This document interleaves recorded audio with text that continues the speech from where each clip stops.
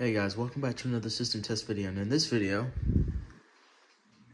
I took it out, so now I get the System Sensor Spectral Alert Classic on my wall, and it actually looks pretty nice on the wall. I don't know why, it just looks really practical, and it looks pretty nice, so yeah. I only replaced it with the Advanced because I wanted to put something on here, and why not replace it with the new version of the Classic, which is the Advanced.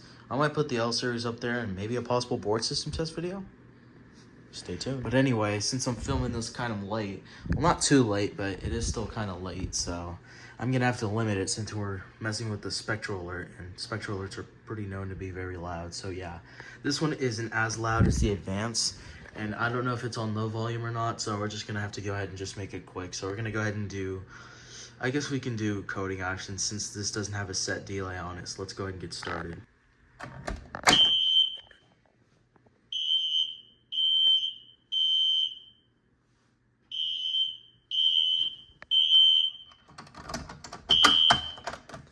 Yeah, it definitely sounds more pleasant than this one does, at least on my with my ear protection put on. So yeah. Now let's go ahead and do coding options. Probably the closest thing you're gonna get to hearing a fire alarm doing coding options, or a Classic or a Spectral Alert doing coding options, because it doesn't have a delay.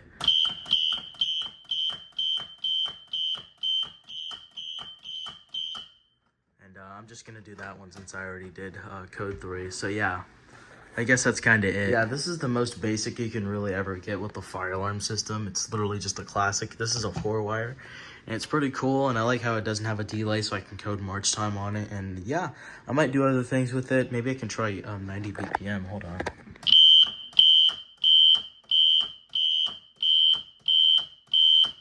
That's actually kind of cool. So yeah, this was one of my first few fire alarms. This is my first ever horn strobe, actually. My first ever fire alarm was a Wheelock CH70, and it was a chime strobe. That's what the CH meant. But this was my first ever horn strobe. And this was my first ever bell down there. So yeah, that's pretty cool. And then this is the one that I wanted instead of this one. But yeah. Also, notice how these are actually getting more pricey on eBay. These are like $30 now. They're not 20 as like they used to be. 20 or 15. These are 20, or you can get a 2-pack for 30, which is pretty cool. But yeah, these are actually starting to get a little bit more pricey. At least more pricey than it used to be. It's starting to get as expensive as these things are. The MTs down there.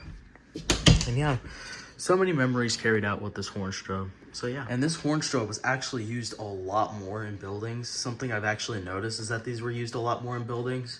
I've seen white or red ones, but mostly red ones.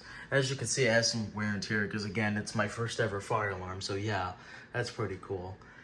And just so many memories. It's nostalgic to me, especially being my first ever horn strobe.